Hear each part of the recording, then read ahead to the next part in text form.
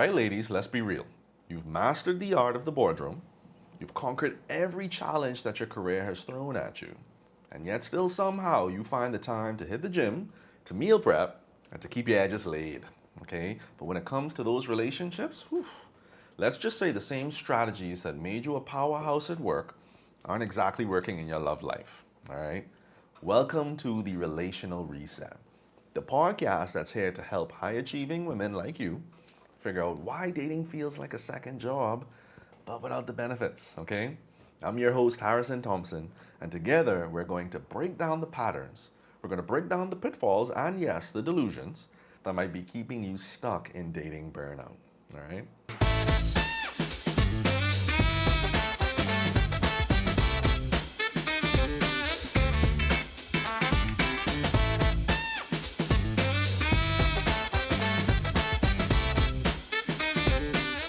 So, on this episode, I think it's something in our culture that has been so largely spoken of. It's almost been elevated to a kind of cultural phenomenon, right? We even call it sweethearting. And that's cheating and infidelity. I think nothing encompasses more fear and more anxiety than the potential of being cheated on. And so, for a lot of reasons, I think people are afraid to step into relationships for this very same thing. So I want to kind of start this episode off by understanding a little bit more of the psychology as to why do people cheat, right? So our interest in cheating and infidelity, it's not just dramatic appreciation, okay? Our stake runs high because everyone has the potential to be cheated on, right? Oprah can be cheated on, Beyonce could be cheated on, I could be cheated on, and so can you, right? We just hope that we don't ever have to experience this. And so the reasons why people cheat can vary greatly from the seemingly small and insignificant stuff all the way up to the big and emotionally devastating things, okay? So regardless of reason, men and women seem to have unique expectation on issues of participation in cheating, justifications behind why we cheated, and even reactions and outcomes as to the cheating as a whole, okay? So this also suggests that certain types of affairs and certain types of cheating are more common for men and others are more common for women, okay? So before we go any deeper, I want to explore the 6 stages of an affair so that we can better understand how cheating takes place. And just let the record reflect, okay? Cheating is a conscious decision. I don't care how horny you is. Okay? I don't care how long you've been on dry dock. I don't care what kind of conflict you got going on in your relationship. Anytime you decide to step outside of that boundary of commitment, that's a choice, okay? Nobody just does fall onto another person. It's not, oops, I mistakenly pulled your panties down and we had sex unintentionally. I don't know how that happened. No, you thought about that. When you decided to pull up to the SO at 2 a.m., okay. So let's explore this a little bit, okay? Stage number 1, creating a climate for the affair to germinate, okay? So here, what happens in the relationships is hurts and issues of dissatisfaction, they go undiscussed and unresolved. This is where inappropriateness starts to creep in. And now, the environment is primed for cheating to take place, okay? So that's the first stage. Stage number 2, the betrayal, okay? Here, the more dissatisfied partner slides into an affair and sometimes the other partner colludes by ignoring the signs, okay? You may not know they're cheating, but the one thing you do know, their patterns have changed. They never used to come home and go in the shower. And now all of a sudden the first thing they do is they have to hop in the shower? I can't even kiss you? Because you know where them lips been. Anyway. That's stage number 2. Stage number 3 is the revelation of cheating, okay? A major turning point in the relationship is that it will never look the same again, all right? So now we're unsure of what the future is. Should I stay? What's going to happen if I go? Is there room to salvage this thing? What does this all mean, okay? Stage number 4, the crisis, okay? Here at this particular stage, the person cheated on obsesses over the affair. You're constantly thinking about what they did. How was it? Did you enjoy it? Did you have an orgasm? Did they do something for you that I wasn't doing? What were they wearing? Did they have on cologne? Did they have on perfume? These are the kind of things we go through in the middle of the crisis, right? So comparisons to the other person begin, and the victim is 100% sure that cheating is the problem. But do we address the underlying issues or do we just bury them? And I know y'all don't often want to hear people say this, but cheating is just the reflection of what the problem has been. Okay? There are some instances where cheating is a very situational, very isolated event. But for a lot of people, there's layers to this cheating. It starts off with unreal expectations of what you want from a person, and then it starts with more unreal expectations for this person to execute on it. You now start to feel unsatisfied. You feel empowered to go and get satisfied. And now you have created a self-fulfilling prophecy that actually could have been changed with communication, right? So now this brings us up to stage number 5. Addressing the issues either together or separately, right? It has to be determined what the best approach is for beginning the lengthy process of actually rebuilding this relationship. Now, some people could do this together with a person, but other people that get cheated on, they have to do it by themselves. Sometimes the pain of cheating and the hurt of cheating goes so deep. Looking at you is something I can't tolerate. The mere mention of your name starts to bring me back to a dark place. I don't want to see you. I don't want to hear you. I don't want to smell you. And y'all know how social media goes, right? It's like the minute you're going through something with a person, they start auto-generating that AI, that algorithm. It just starts sending you like, hey, remember when this was beautiful? Remember that time you went to dinner?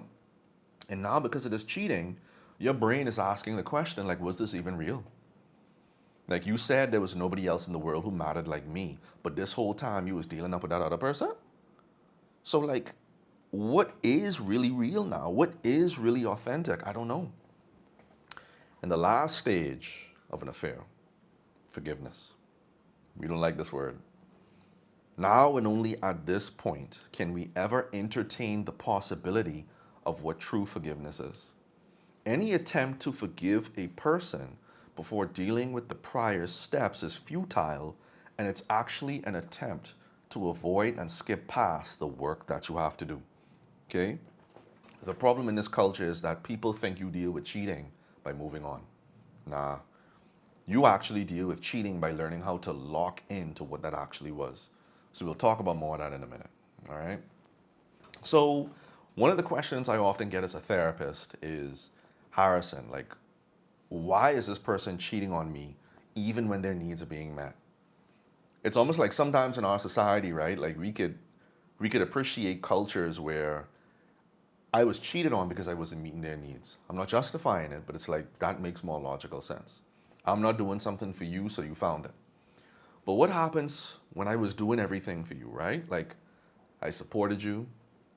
I loved you in the way you were asking me to love you. I was showing up. I was showing out. I was loving you on social media. Like I was posting pictures, man.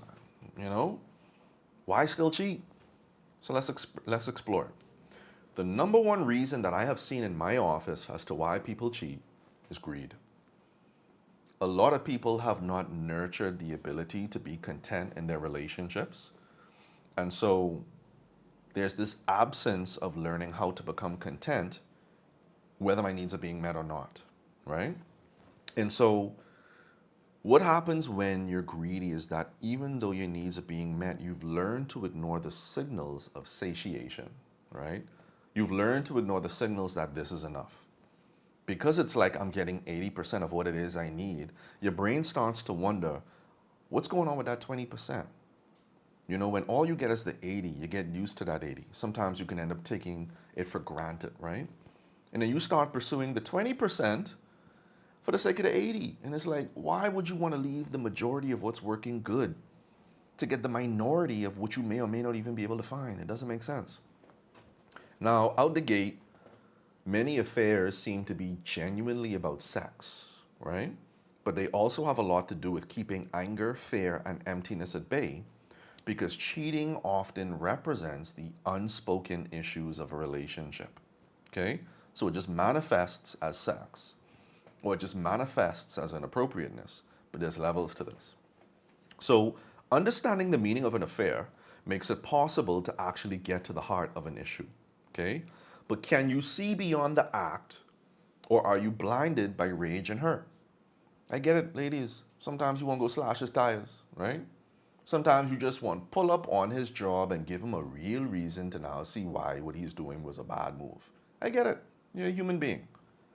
Don't do it though, because you're going to have to learn how to respond with your character and not necessarily your feelings. But we'll talk about that in more future episodes.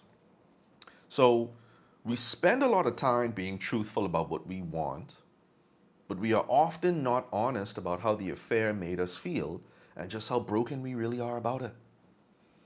My clients will often say, Harrison, it's like I want to talk about this, but every time I start talking about this issue, me bringing it up is the problem, right? Like, you really went through that. You really were hurt by that. Like, your trust is broken. Your sense of safety is now gone. And the last thing you need is to be robbed of an opportunity to talk about that experience. So what happens in relationships when you can't talk about your feelings? You gotta lie. For the sake of making that relationship work, it's like, now I gotta lie about how I'm feeling. So it's like, instead of dealing with the issue and then going out as a reflection of being good, we use going out to try and make us good when really we should be dealing with the issue. So now even going out is a lie, right? Like, you gotta go out to fish fry now and pretend like you're enjoying yourself. Now you gotta go out around family and friends and pretend like you're enjoying yourself.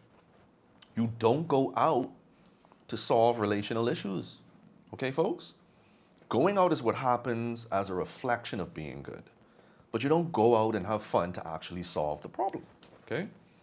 So the biggest hurdle for us in not healing is that we are too strong for our own good. Ladies, this was episode 1. I talked about how sometimes the over-masculinization of our being can stop us from being honest about our emotional self. But how are you supposed to get your needs met if you're too strong to even have needs, right?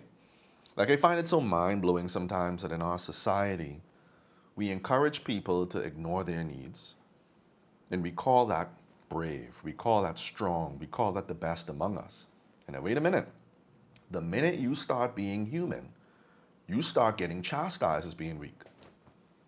So it's like, the fact that I'm actually bringing a concern to you now is the problem. The fact that I'm actually talking to you about what my experiences are, that's the issue. So this is called learned dysfunction. We learn to wear ignorance as a badge of honor. We learn to wear denial as a badge of honor, to see who could tolerate dysfunction the longest without breaking, right? So let me tell you what that gives birth to. It starts to make you feel like, listen, everybody gets cheated on, so settle. It starts to make you feel like, listen, everybody goes through these kind of things, so settle. And then what ends up happening is we start normalizing these things in our relational culture, and that creates a second problem, because now we stop responding to it, right? Whatever you normalize in your life, you learn to stop responding to.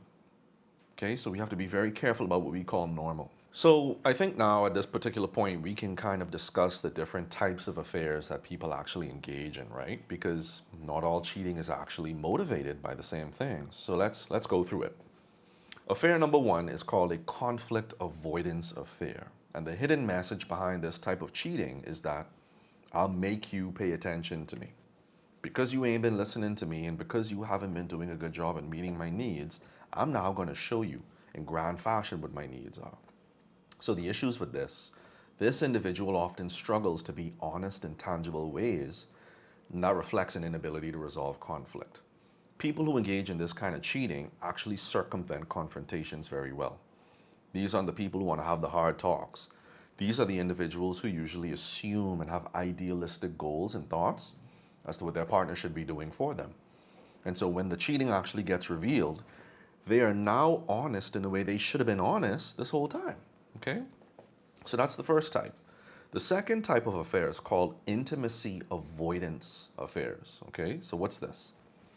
The hidden message in this type of cheating, the partner says, I am afraid to need you so much.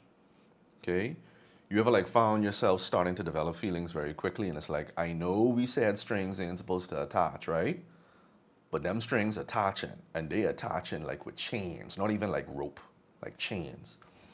What happens is we become so afraid of needing this person so much. So what do? We get our needs met elsewhere, right? These cheaters are afraid of becoming emotionally vulnerable. So they constantly stir up fake problems and pettiness to draw attention away from the truth. So it's like things are going good for 1 week and then the whole weekend you don't hear nothing from them. That might be it. So nothing gets settled, and this is used to actually justify the cheating, okay? So let's move into the third type of affair. This is the one that I think a lot of people are very familiar with, and it's called sex addiction affairs, okay? The hidden message said here by the cheating person is, fill me up. I'm running on empty, okay?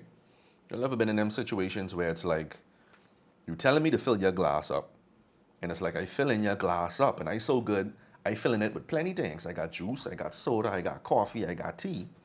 And it's like, I turn away for like 2 minutes, right? And the minute I come back, it empty again. So that's what this gives birth to, okay? The cheater has an emptiness that is hard to fill up by a partner because they're not regulating their own desires and are likely to have a warped view of what healthy sexuality is. So they're likely to have many sexual partners, okay? They're likely to never ever experience one person that can truly fill them up because the solution isn't in people, the solution is within themselves. And the last type of affair that we'll go through today is called a split self affair. The hidden message here by the cheating person is, I love my family, but I also love this other person. I never want to give up on my family and I ain't trying to leave them, but it's like I also like what this second person is giving me as well. So these kind of individuals typically don't have strong emotional connections to their partner to even begin with, okay? They don't do good with exploring thoughts, so they make decisions on what's appropriate and right, but not what's honest for them. So these are the kind of individuals who always come home. These are the kind of individuals that always show support. These are the kind of people that never give clear signs that they're cheating because they still value family. There's just a split self here where they're getting their needs met elsewhere, okay? So healing and trusting again. Can it happen? And ladies, I know what you're all saying. Boy, Harrison, I've been through some things. I've been cheated on one too many times. I don't even know if like I can get back to that good place anymore. So let's explore it. Step one, the first thing you need to do, ladies, understand that there is nothing a cheater can do to make you fully trust them again. That work is on you as the victim. A moment of silence, right? Because I think sometimes we overburden people to do things for us after cheating that they never had the ability to do before cheating, right? So the best the cheater can do is present to you what I call the sentiments of change. They can give you the flowers. They can tell you that they're being more open. They can give you the password to their phone. But you know, many times what y'all say is like, you done clean this up anyway. So what you giving me your password for? It's like you done delete your WhatsApp messages. You done gone through your emails and deleted the inappropriate stuff. So how do I even know that when you give me your phone, that you're giving me your phone in the state it really is in? So, but these are things more like transparency, sharing of passwords, increased communication, and of course, seemingly changed behavior. Like I said in the last episode, the best you can do is receive this person for what they're doing. Because if you constantly find yourself rejecting what they're doing as genuine, the relationship doesn't make sense anymore, okay? So step two, healing after cheating is about being comfortable with taking risk again, okay? And I know this is hard because sometimes we love this power play where it's like the cheating person is now beneath me. So anything I ask this cheating person to do, they got to do it. So it's like, I want a gift on Friday. I won't go to that big hotel. Listen, I want a necklace. I want everything I've been asking for now. And the cheating person says, okay, right? Because I know I did wrong and I know you caught me. But eventually that victim is going to have to learn how to take a risk again. Otherwise, their relationship will end up becoming a conditional thing. And that's going to damage both of you in the long run. So this is exactly how victims become just like those individuals that hurt them. Okay? Some victims fall in love with this "I've been cheated on" card, and they pull it out at every opportunity. Ladies, is that you? I know I'm talking to someone here, but I don't know who I'm talking to. If you're constantly pulling out this "look what you did to me" card, it might be an indication that you're not doing the inner work necessary to actually be healing and moving on like you need to be. Okay? So I just want y'all to be mindful of that. Some tough love. Now let's talk about the impact of cheating, okay? What needs to be understood is that cheating will place an asterisk over every experience you have ever had with that person through the entirety of the relationship. Because now you just don't know if it really was just you, or was I just being manipulated to believe that it was just me. This is very devastating, as you can imagine, because even when cheating was an isolated incident, and when I say isolated incident, I mean the person is telling you that this was just a one-off thing. It's the manipulation, right? It's the deception. It's the fact that you actually crafted this lie, babe. Like you got people involved. You kind of used your work as an excuse. You kind of just use, oh, technology, something was happening with my phone, the messages wasn't coming through. Why is it always the cheater's phone who ain't got no data? Like, why the cheater's phone always gotta die and like nobody around them has a like charger? Like, I find that weird, but I guess that's an indicator of what's going on, right? So there is no going back to the way it used to be before cheating. This is not the end of the relationship. It just means you have to understand we don't go back to what it used to be. Cheating can change people's relationships with thoughts, with feelings, and the nuances of life around them. Meaning, before cheating, I never had anxiety. But like after cheating, all I got is anxiety now, right? So any attempt at going back to a previous state before cheating dismisses the changes that the act of cheating forced on the person.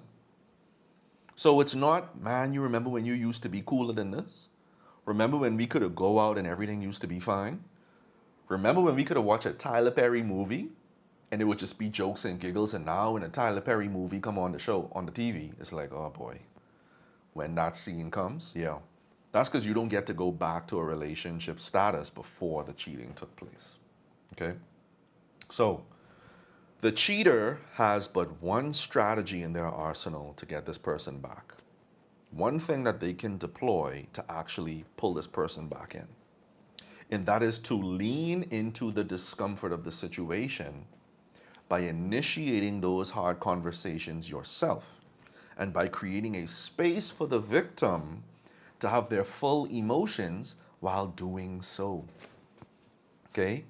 Now, if there are men out here who are listening to this, I know this sounds like emotional suicide. But fellas, here's what y'all need to understand. If you are the one that brought pain to that woman, you are also the person responsible for ushering her into her healing by initiating the conversations over the reality. Now, most men are logical. Logically, we think, right, that the best way to deal with something is to stay away from what's causing us pain. So a lot of men, they wrongfully try to distract their woman from what's going on. So it's like, baby, let's go out. Baby, let's go do dinner. Baby, let's just me and you. We're going to reconnect. We're going to go back to the basics. And it's like, she ain't trying to hear that. You just mash up her trust, right? And you just totally obliterated her peace. And you talking about go out like everything cool? Nah. Man, you got to learn how to create that space where your woman can be angry about what you did to her. You got to understand that walking her back to that place of pain is necessary to have future peace. So we just have to ensure that we are not working against ourselves when we say we are interested in healing and getting beyond cheating, okay? Now, many victims of cheating often get robbed of the necessary conversations regarding the incident. It's like you just got cheated on and now the problem is I want to talk about it? Man, you can't be serious, right? So you mean the fact that I want to talk about what you did to me now? The fact that I want to bring up what you changed in my being, that's the issue? That I holding on to the past? That I don't know how to let go? That I need to pray this spirit of unforgiveness away? Like, I can't even begin to fathom what I go through as a therapist when I hear this, right? Because it's like, that ain't spiritual. Like, that's literally behavioral. And it's like a relationship is supposed to be a safe space where we are allowed to be vulnerable. So imagine in your space of most vulnerability where you get hurt. Imagine in the space where you were supposed to be most safe, you now have to look over your back, right? We got to understand that you need to talk about that until talking about it is no longer something you want to talk about anymore, right? And I think people are afraid of that. We're afraid to really be uncomfortable and spend time in the lion's den. We're afraid to spend time in the fire because it's uncomfortable.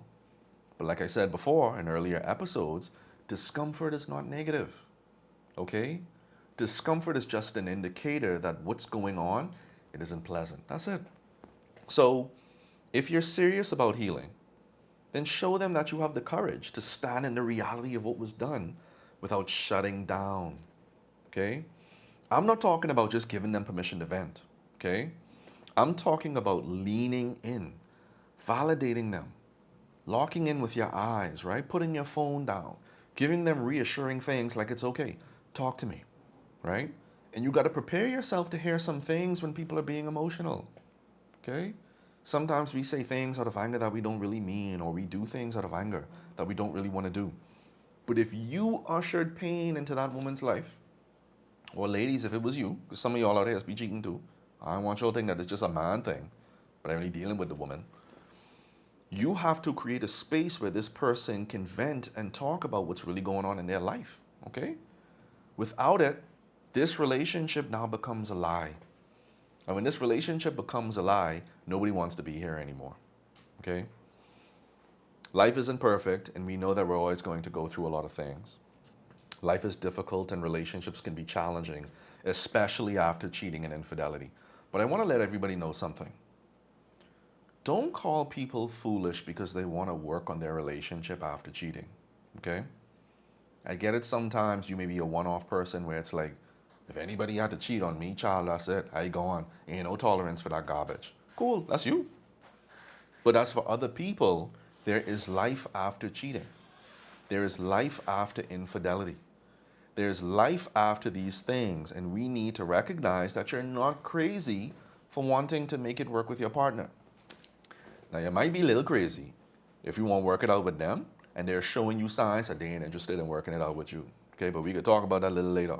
All right, but as for right now, I just kind of wanted to give you all some insight into how we can work through cheating and healing, and how we can learn to even make our relationship a little bit better than it was in the last time. And that's a wrap on this episode of the Relational Reset. I hope you got some good, some real, some decent gems to take with you on this journey to thriving in love. And I want you to remember that relationships aren't about winning. They're about experiencing, they're about growing, and they're about enjoying the process. So if you found today's episode helpful, or if it called you out just a little bit too much, I want you to do me a favor and subscribe, okay? Leave a review, like it, share it, because that friend may really need to hear this. So let's just keep this conversation going, okay?